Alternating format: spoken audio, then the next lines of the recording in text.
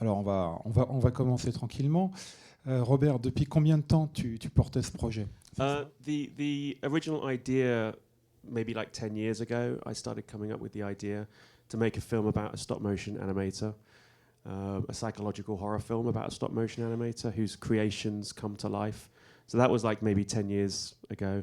And then maybe it took a few years to develop the script, and then it took about another 5 years to get the film financed and made, because COVID happened in the middle of that as well, which slowed things down. Et pour le financement, and how was it easy to get money to shoot the movie?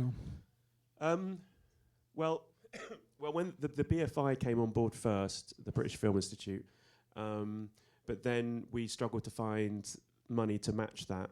So the strategy we took was to approach to get an actress attached to the lead role. So we sent the script to Aisling Franciosi, and when she agreed to do it, and we were able to publicise her name attached to it, it's actually at the Cannes market.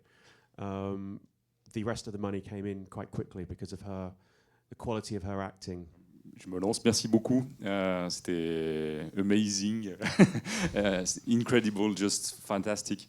Et je voulais une question sur, au-delà de l'image, sur le sound design qui m'a vraiment pris complètement et qui complète le film, et la musique. J'ai vu qu'il y a un hommage à The Oscillation à la fin, à quelqu'un de The Oscillation. Comment vous avez travaillé le sound design, la musique, en même temps avec le projet qui prend du temps? Après, c'est venu se passer après. Quel a été l'échange? Comment ça s'est emmêlé, tout ça? The sound design and the music came afterwards. So we edited the film first, and then as we worked on the edit, I was talking to the sound designer, Ben Baird, and the composer, Lola De La Mata. We put temp music on it.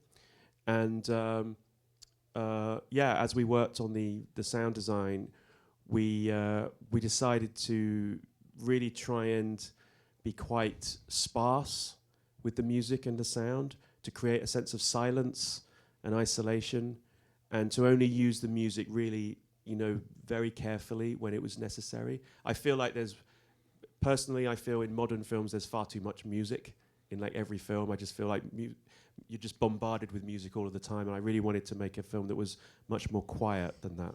Bonsoir, moi j'avais une question, parce que ce film, toutes les parties en stop motion m'ont quand même beaucoup rappelé des projets comme Mad God ou Junkhead, qui sont des films qui utilisent cette méthode pour rendre quelque chose de très crade à l'écran, et je voulais savoir qu'est-ce que ça fait de se retrouver face à ce genre de matériel et ce genre de créatures pendant des jours et des jours pour faire de l'animation à partir de ça? I kind of love the Dirty Monsters. I've been working with Dirty Monsters for like 20 years, so I like Dirty Monsters. Tout d'abord, ce qui m'a impressionné, c'est le monstre. C'est le monstre qui était vraiment terrifiant, surtout avec la chair. Et à un moment, il y a cette presque taille humaine qui prend. Est-ce que ça a été fait en FX, avec justement de la peinture et autres, ou ça a été fait tout en stop motion? Yes, the bit when it first starts walking towards her in the room was in stop motion animation, and the puppet was like this big. It was a big stop motion puppet. It had to be held up with very complicated rigs because it weighed a ton, so it's very difficult to animate. And then when he steps into the wardrobe, it was just a man in a suit. On a ce personnage principal, donc a beaucoup de respect pour sa mère. Et en même temps, il y a la voix de la petite fille qui dit qu'on se fait un peu chier. Donc moi, je voulais savoir où est-ce qu'en était votre relation, vous, avec Ray Harryhausen? Yeah, I like Ray Harryhausen. You mean what, like with his corpse, or like with his films? Yeah, I love Harryhausen. I mean, yeah, it's one of the kind of greats of stop motion animation. Donc, et justement, quel est l'animateur qui vraiment t'a donné envie de faire du cinéma? There's a film, quite an obscure B movie, British B movie, made in 1958 called Fiend Without a Face, which is about people being trapped in a farmhouse and attacked by brains, disembodied brains with spinal cords. But the brains were done with stop motion animation, and I saw it when I was 5 years old, and it wasn't so much the story that disturbed me. It was the way that the brains were moving. I felt that they were moving in a very strange, nightmarish way. And I didn't understand at the time that that was this thing called stop motion animation. I learnt later on. And for me, it's still probably my favorite stop motion scenes ever. I've watched them recently and it's still great, I think. Je me demandais si vous pourriez nous donner un peu autour des références que vous utilisez. J'ai beaucoup pensé à Frankenstein en regardant les films et cette idée de redonner de la vie à partir de la mort, etc. Donc je me demandais si vous saviez d'autres sources d'inspiration que vous saviez utiliser, même si j'ai bien compris que c'était pendant 10 ans, donc c'était long, j'imagine. Yes, I mean many films that I saw when I was younger that were floating around in the back of my mind when I was making this film. Roman Polanski's Repulsion was one. Peeping Tom. Actually, another Polanski film with a tenant. And also, in a weird sort of way, the film we showed earlier on tonight, Last House on Dead End Street. It's a very different kind of film, but there's just the kind of nasty, trippy ambience in that film. I kind of wanted to get a little flavour of that into the film as well. And also, more generally, the films of David Cronenberg and the films of David Lynch. Maintenant que ce beau bébé est fini, est-ce que vous avez d'autres projets, courts ou longs? I finished a music video over Christmas, but I'm just starting to write a couple of new feature-length projects. But it's too early, you know, it's another mountain to climb, so hopefully not in another 10 years, though, maybe sooner. Est-ce que, comme dans le film, ça vous est arrivé d'avoir l'impression de vous faire littéralement bouffer par votre art? In a way, like some of these things have happened to me, but not all of them. And I haven't done all of these things, but I have had the sensation of working on a stop motion film that kind of came to life, which was quite a strange experience. It sort of felt like, you know, you're animating the puppet and the puppet kind of wants to go in a different direction to what you sort of wanted. So I have had that strange sensation of a film taking on a life of its own, but not to this extent. Le personnage du film s'entend pas très bien avec ses collègues animateurs, enfin du monde de l'animation. Est-ce qu'il y avait un compte à rendre particulier avec le monde de l'animation britannique et en général? No, I have stop motion friends, stop motion animator friends. So no, it's more. I've had a couple of maybe let's say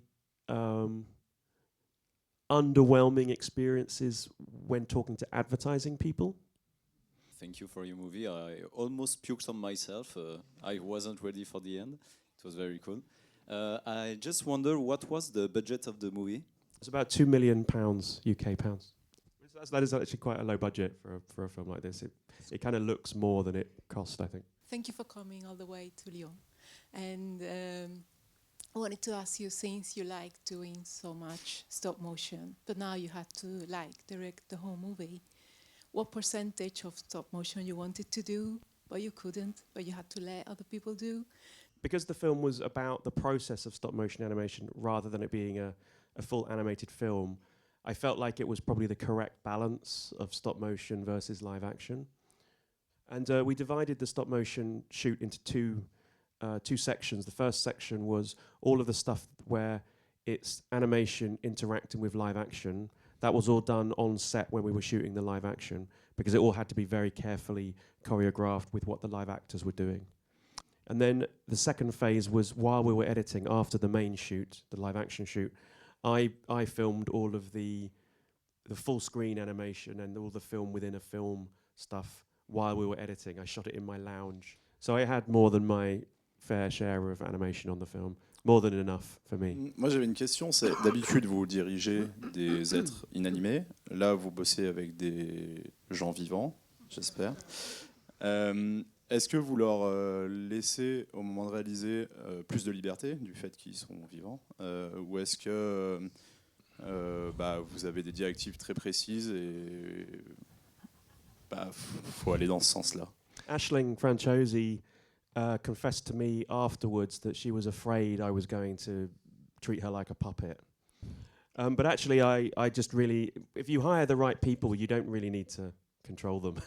Yeah, Aisling completely understood the character, and once we'd spoken about the role, most of the time she was just doing it, and I was just making very small adjustments. So she really embodied that character herself. it's not a necessarily very relatable film, but there was one aspect that kind of stuck with me, because, and I think a lot of artists and creators generally experience this, is where the main character, so Ella, she kind of starts on a project and she's really excited about it. Like she got inspired by what the little girl told her, and then she started on the project and kind of realized midway that it wasn't her own, like the idea wasn't her own, and then she didn't know where she was going with that, and wanted to drop it, but also didn't.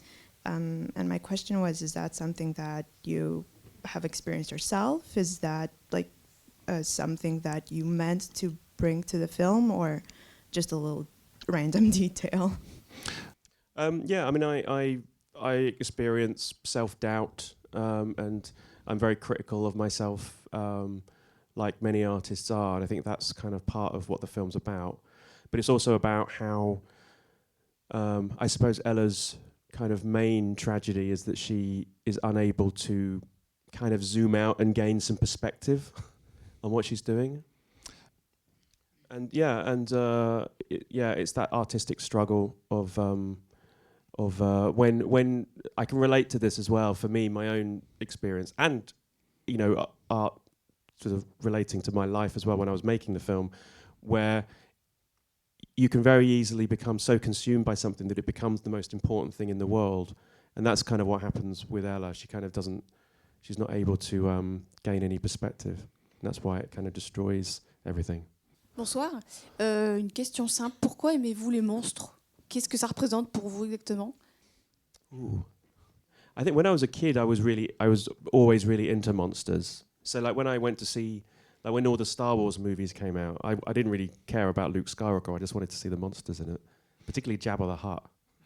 But then later on, it sort of merged in my brain with maybe the sort of, because I got really into painting, and in particular, I'm a huge fan of Francis Bacon. And for me, the monsters start to become less about fantasy and more about abstractions and twistings of the human form, which is more interesting to me. Bonsoir.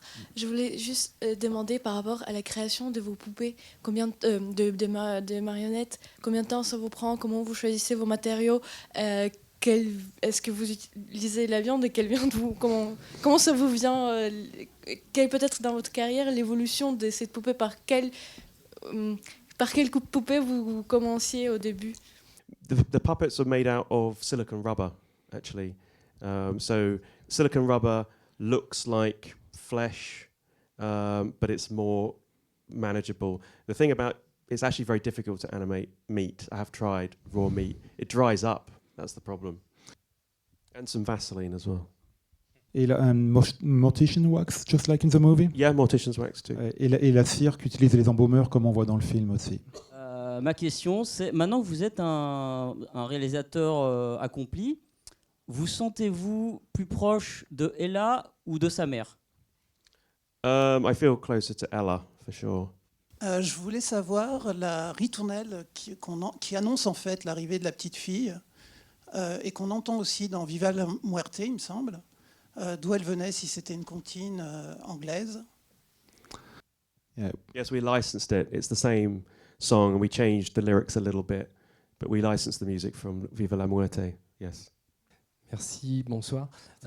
Est-ce que vous préférez diriger des acteurs vivants ou des marionnettes? The great thing about working with puppets is, well, I used to think the great thing about working with puppets is you are totally 100% in control. That's not actually true because they tend to have their own life. And then the great thing about working with actors is the collaborative aspect of it. So I miss the collaborative aspect when I'm working with puppets, and then I miss the control when I'm working with actors. So I kind of like both.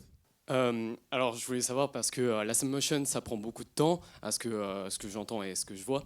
Est-ce que vous avez un petit tips, quelque chose pour vous mettre un peu dans ce mood très créatif, malgré quand même que c'est un univers très morbide et qu'il faut quand même avoir le cœur attaché chaque jour? If you want to try doing stop motion yourself, is to accept that it takes a long time and embrace that. and actually approach it like meditation, because that's kind of what it's like for me. You go into a kind of meditative state, and actually hours just fly by. A lot of people think it's really just, you have to be completely insane to do it, but actually I find that the time just flies. It's very calming, very hypnotic process. And it's once you get in, once you slow your rhythm down and get into it, it's I find it quite sort of relaxing, actually. I was wondering, the little girl that helps the stop motion artist during the film, does she represent anything particular, symbol? And another one is the sound of a squeaking wheel we kind of hear along the film. Does that also have a particular the answer to the first part about the girl is yes, there is a particular significance. And the second part, that was actually Ben, the sound designer's idea to introduce a squeaking noise to go with the armature. So it's like a metal armature inside the puppet, and it was his idea to make it squeak. And I said to him, well, armatures don't squeak. And he said, well, that doesn't matter.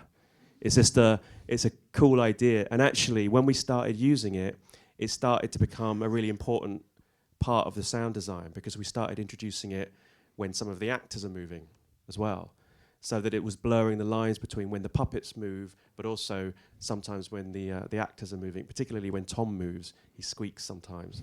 That's because Ella is starting to think of her as puppet material. On remercie Robert Morgan pour tout ce qu'il a fait pour le festival, d'être présent, la carte blanche, la bande-annonce. Thank you very much, Morgan, for all you do for the festival. And thank you very much. You are part of the family now. Tu fais partie de la famille. Thank you. Merci à vous et bonne soirée.